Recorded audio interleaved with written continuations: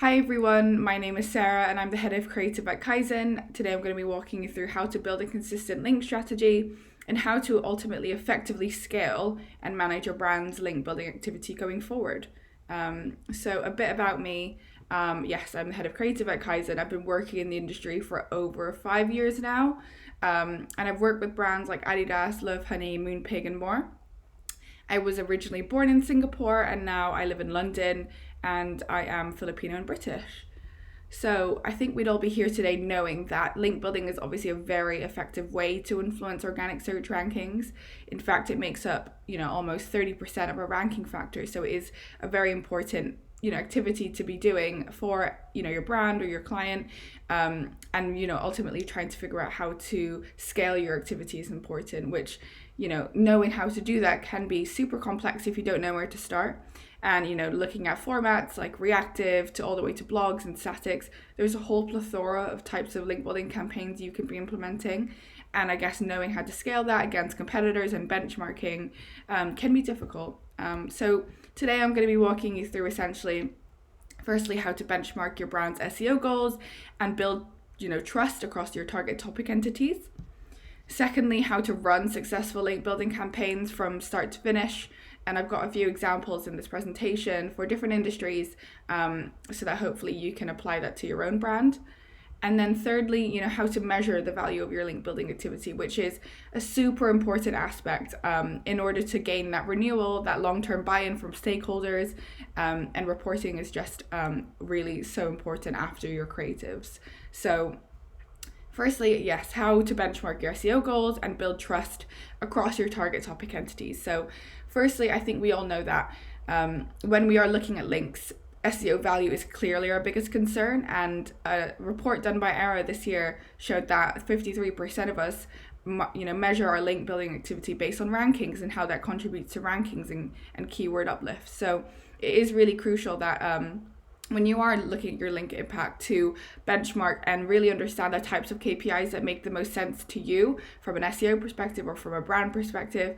But most of us in the room will probably be measuring our link building activity based on one of these 5 metrics, and it's very clear that when you are looking at SEO value, that it's definitely contributing to your link building activity and vice versa. So I'm going to be walking you through how to benchmark your SEO objectives against your link building strategy, and really, having a good understanding of how to look at competitors, how to understand the types of links you need to attain, as well as, the scale of links that you need to attain and how many links it's, you require to see those uplifts and rankings and that kind of thing. So this is how we do it at Kaizen, and hopefully you can implement this type of process internally or within your own agency as well.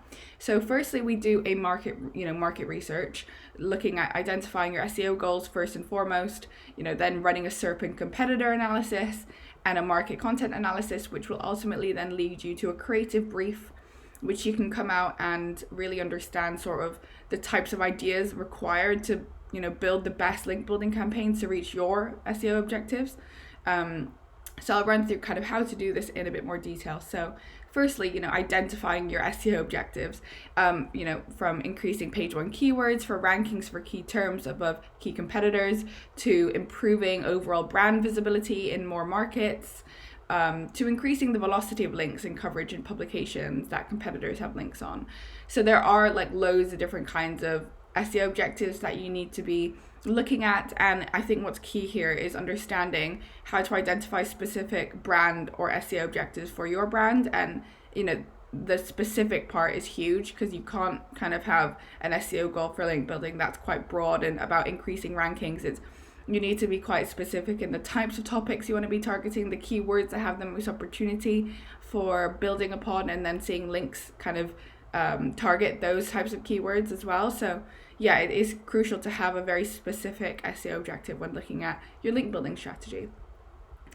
Secondly is, looking at performing a link gap analysis is really important to understand the extent that you need to do when creating your link building campaign. So for example, this is just a really simple link gap analysis I did for giffgaff, and I looked at their competitors like 3Mobile, EE and O2, and showed kind of the extent of links that giffgaff doesn't have that their competitors do have, and 45,000 is quite a lot.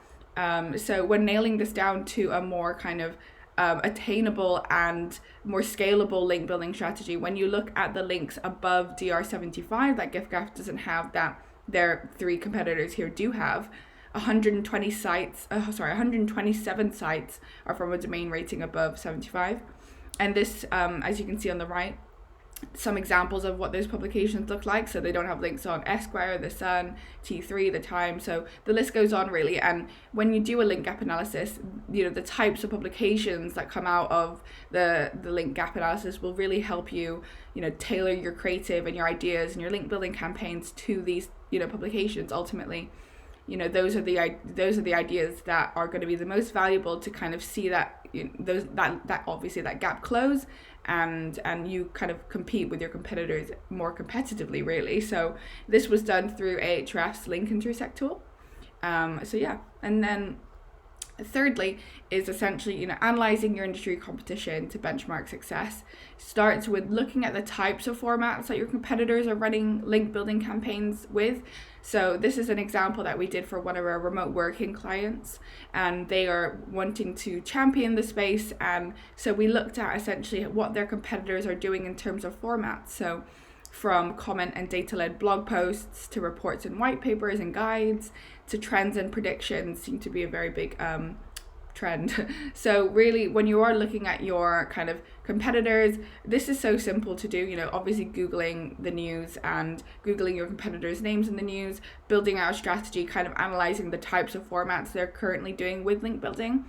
Some competitors you can tell they are doing link building with campaigns versus like more founder-led or traditional PR stories. No matter what that is, I think it's really important to have a good understanding of the types of formats.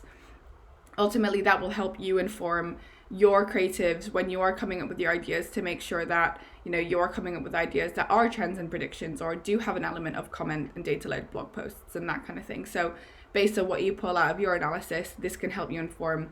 Obviously, format isn't as important as idea, but really understanding the formats is crucial that your competitors are doing. So fourthly, when you are looking at your target topic entities, and what I mean by this is looking at, performing keywords that you want to be improving upon, or the types of keyword themes that you're trying to kind of increase visibility around for your brand and awareness for your brand. So this can obviously be that, or it can be your target keywords. So this is just an example that I ran for one of our finance clients who want to champion the online cards payment space. And as you can see here, contactless card processing and card reader are one of their top kind of underperforming keywords that they want to be improving upon with link building content. So one thing that's worth noting here is that we actually looked at the types of content in the keyword space, not their competitor, specific space. So when we looked in the UK, things like, the contactless spending thing has gone up to £100, I believe, recently. And then there is a piece around the express on cash machine warning as Britons see money cleverly stolen at the ATM. So lots about fraud and that kind of thing. So based on this analysis, you'll hopefully be able to take away key learnings, key themes, and key trends really in the news.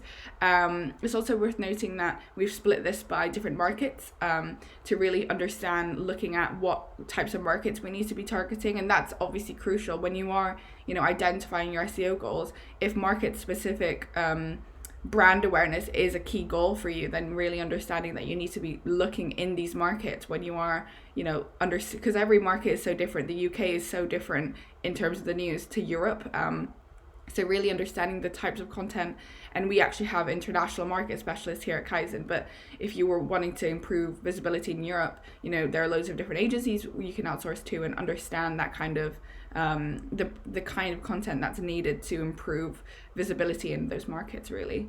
And then the last thing that I'd like, we to come away with really is, when you are kind of running that analysis, understanding the types of content themes, the types of publications you need to target, as well as like the types of SEO goals that you obviously need to target with your campaigns, you should be able to come away with a 3-part goals that you can then use to inform your creative strategy and your creative brief ultimately. So the first kind of takeaway that maybe you might find is to grow authority for the brand through consistently gaining high quality links and relevant backlinks internationally. And then secondly, you might find that you might need to utilize creative formats to generate newsworthy content and stand out from competition. Or you might want to widen your reach through keyword informed and targeted campaign activity. So no matter what those goals are, I think it's really crucial to kind of look back at your analysis and take, the three main things that you believe should inform your creative strategy and share internally with ideation teams, with your PR teams, and that kind of thing. So hopefully that can give you a good kind of basis to start looking at how to then improve your link building strategy. So kind of moving on to then, how to run successful link building campaigns in your industry. I've done this based on a few different industries with a few different examples as well. So obviously the main thing I'm going to point out here is you don't need a huge budget to drive links. I think it's a very common misconception when, traditional link building activity before COVID and that kind of thing relied on heavy statics, interactives, and fancy assets, whereas now you can do loads of, get as much results and value from your link building activity doing reactive PR, doing small blog post campaigns, doing listicles, and there's so many more formats that we need to be thinking about, and you don't need a lot of money to do that kind of activity really. But what you do need is a very clear process. So this is just a very quick overview of the creative process that we kind of use at Kaizen, for example. So, looking at solidifying your brand objectives and your audience insight, to then kind of creating your strategy and understanding the approach to link building, and then all the way through to ideation, creation, production, and outreach, and reporting ultimately. So today I'm going to be walking you through the first three parts here, because when you focus on creative, it ultimately means you spend less time in outreach and obviously less time reporting, if you get great results. So the main kind of three parts that I'm going to be talking you through really nails how to come up with the best ideas for your brand, for your client, and really understand sort of how to match your ideas to your objectives. And when putting your thinking cap on, really, when you are coming up with ideas that don't just work for link building and work to get links. I think that there's a common theme in the industry where people are doing ideas that aren't necessarily intrinsically related to the keywords you're wanting to target, or it doesn't look that way anyway. So relevancy is so important with your ideas. And so I'm going to be walking you through some questions you might want to ask yourself to sort of analyze and scope out the current state of your current ideation creative strategy with link building.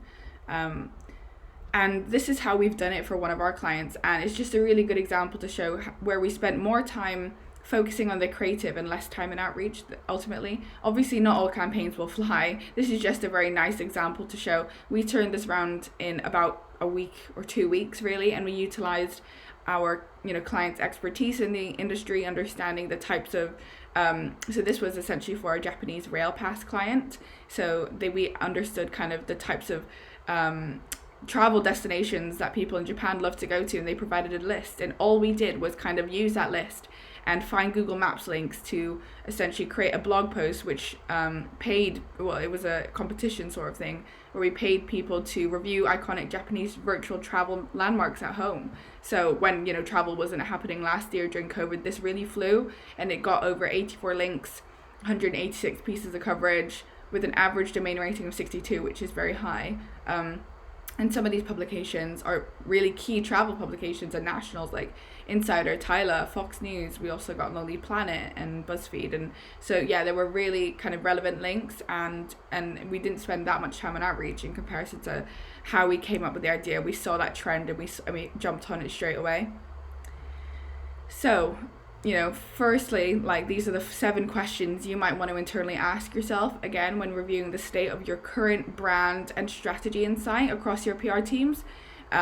So whether you are agency based or you are based in-house and you have an internal PR team potentially, these questions can apply to both really. So the first question that I would look at asking is, are my internal teams consciously targeting our campaign personas with, the types of ideas that we're coming up with? So it is crucial that if you aren't already fully understanding the types of people involved on the account or even internally, you need to make sure that, whether or not your audience personas are solidified currently, obviously solidify those audience personas, really make a brief that your team can use when they're coming up with their ideas, and then they can really target those ideas to those exact types of people. And we like doing this by creating, just slide decks really within our link building strategy document, where we look at trying to profile these audiences that we're trying to target. And that really helps from a layman's point of view when you are involving other team members, execs and managers and that kind of thing within the PR space. It really helps us come up with the best ideas. So definitely look to share that with your teams if not already. The second question I would ask is, are we running enough brand immersion exercises for new team members, whether you're internal or in-house or agency side? I think, it's super normal for people to come and go in companies. And when you are doing, recruitment and that kind of thing, being consciously aware that if you are running a link building strategy, currently executing that, and a new team member comes on board, it's so crucial to onboard them properly from start to finish in terms of the goals you're trying to attain, the kind of topics you're trying to target, all of that jazz that we discussed in the beginning, because that's really important if they are coming in and helping out with ideations and helping out with the creative strategy for why maybe a campaign's not working and that kind of thing, that they are intrinsically linked with understanding the SEO objectives initially, and that can really help them decide the best decisions really for your link building strategy.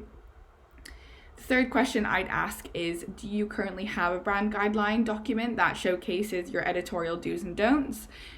This is a very traditional type of document that most brands will have, but if you don't have, a brand guideline that currently outlines things like tone of voice for the brand, or how to talk about topics, or what not to talk about, or kind of how to position your customers and what terminology you use, those types of little bits can really help when you are creating your ideas, especially if you're handing, idea creation and ideation to an agency or to another team, if you are an SEO manager, for example.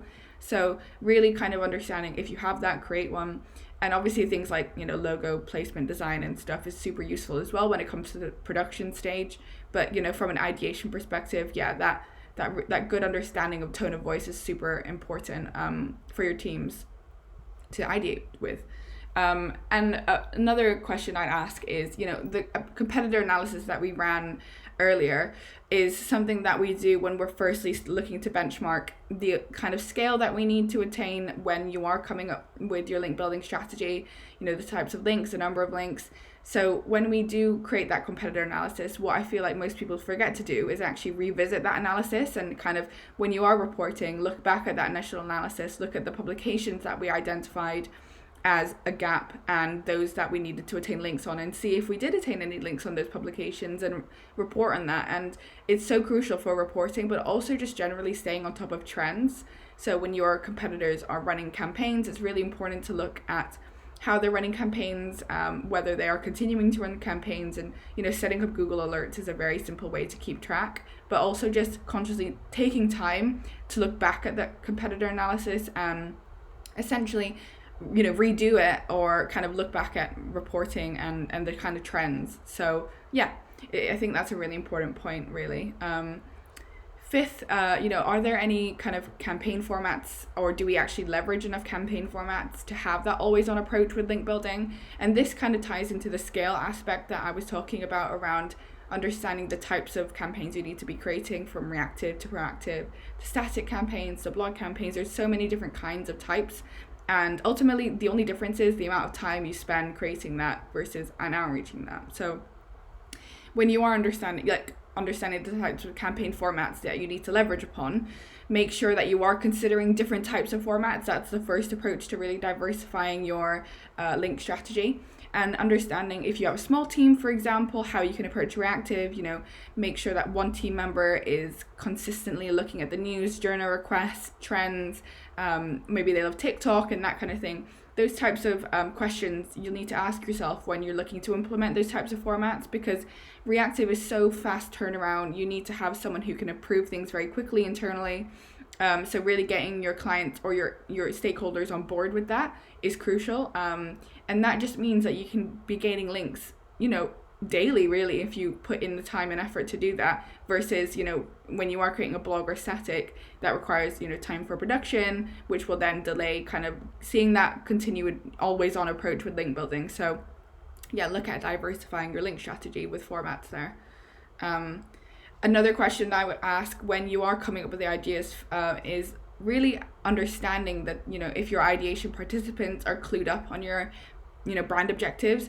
Again, if you are in-house or client side and you are passing on ideation to your agency, understanding and making sure that your agency is really clued up on your link building brand objectives whenever new people join, for example, as well.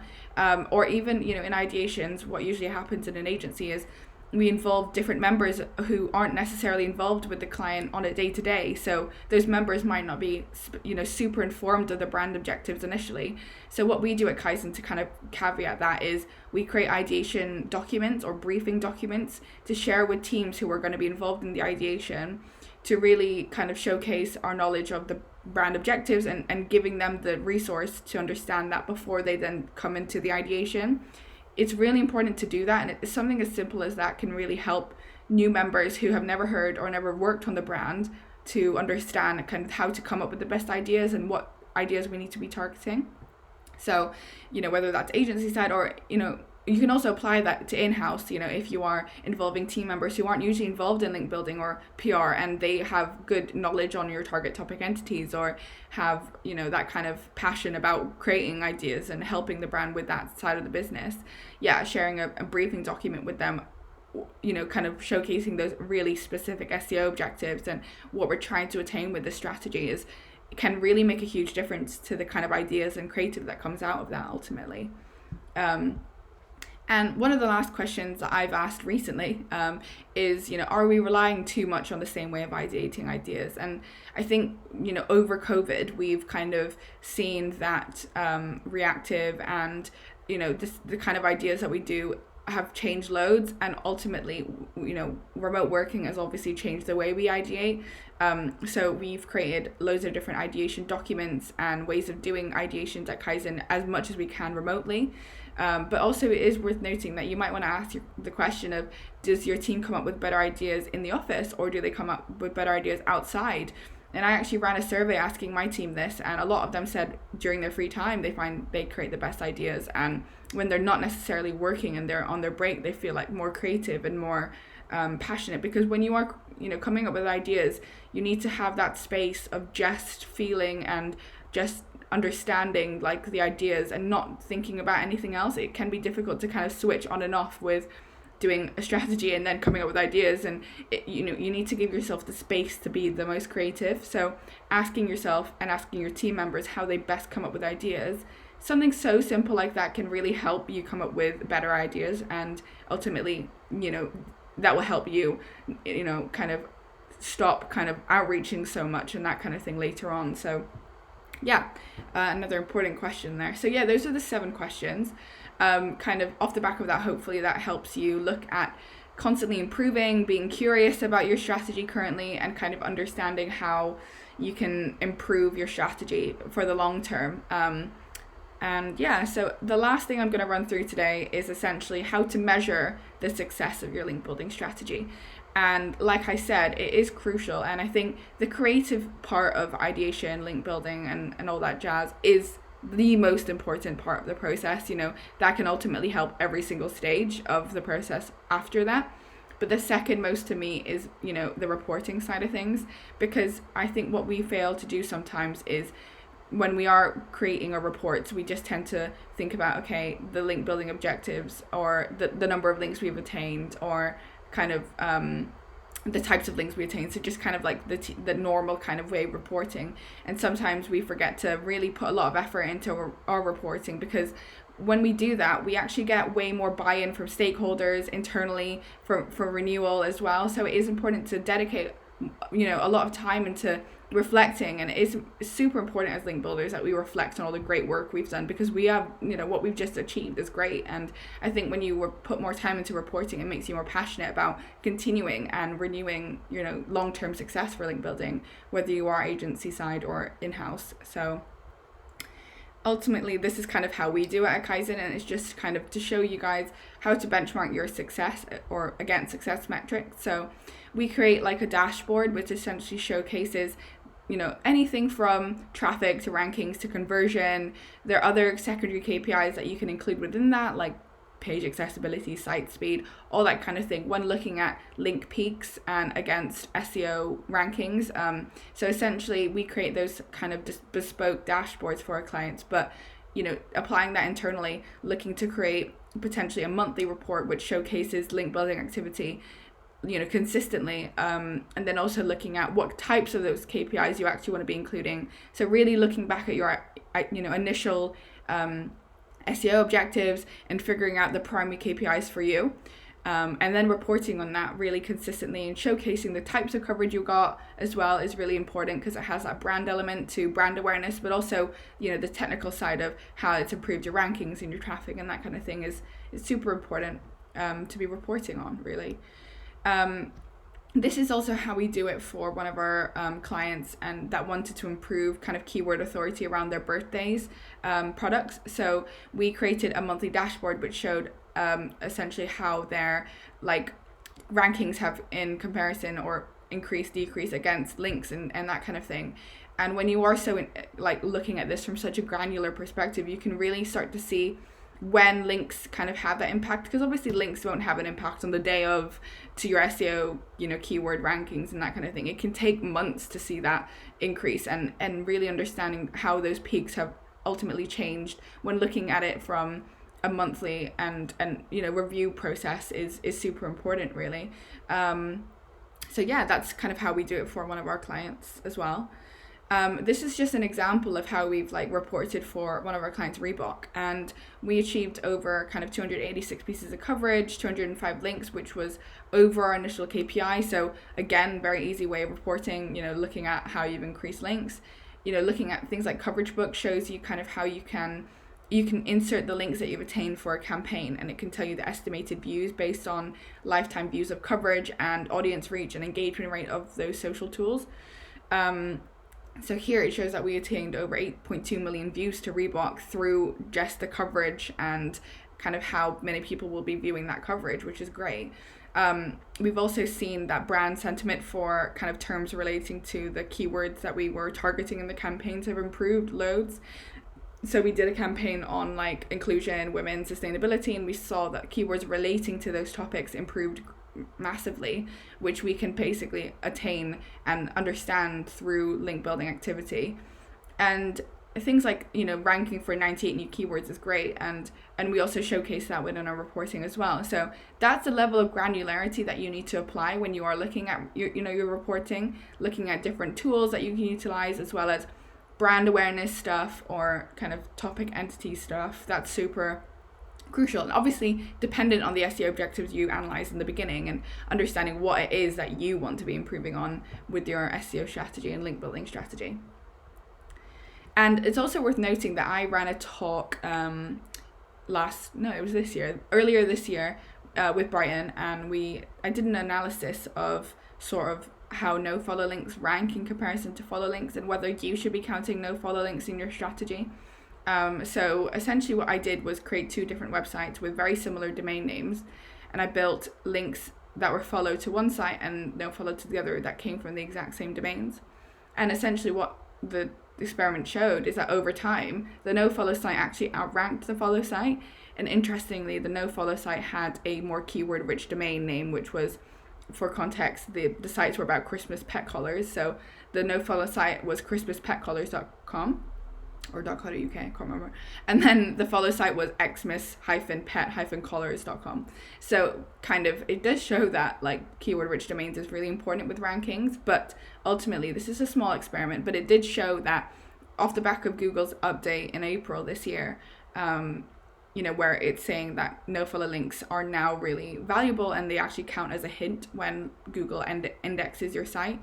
I think that we should be looking at counting no follow links going forward, and that is literally going to be the future, where follow links and no follow links will essentially be the same. And yeah, I think it's worth noting now to start thinking about whether you want to count no-follow links or syndicate links and that kind of thing as well. There's loads of different types that you need to be considering when looking at types of goals that you're wanting to attain for your strategy. And yeah, so ultimately, key takeaways from today. Firstly, identifying and strategizing for your link building activity against key objectives is key. I think I've gone on about that a bit much this presentation, but really firstly identifying is looking at that market analysis, really understanding the types of content formats you need to be doing, the types of publications you need to be targeting, and strategizing your ideas to really attain those goals is really important. Secondly, understanding the scale of activity requires an in-depth and technical analysis against your competitors and your brand goals. So really looking at, again, benchmarking your kind of SEO objectives against your link strategy through that in-depth and technical analysis of your market analysis, of your competitor analysis, is super important to understand better than anyone else how to come up with the best ideas for your brand. So yeah, that's obviously huge. And the last thing is obviously showcasing success to key stakeholders for continued link activity requires benchmarking and really understanding the types of campaigns you need to be coming up with, as well as reporting and really taking time to analyze your kind of strategy against your goals and your link actual activity and your link peaks and the types of coverage that you've attained. So yeah, it is crucial reporting, and if you aren't currently putting a lot of time into that, or maybe asking your agency to put time into that, have a think about how you want to improve that within your business. Cool. Yeah, so that's everything. Thanks for listening. You can tweet me at Sarah Fleming PR or add me on LinkedIn at Sarah-Fleming. And yeah, thank you.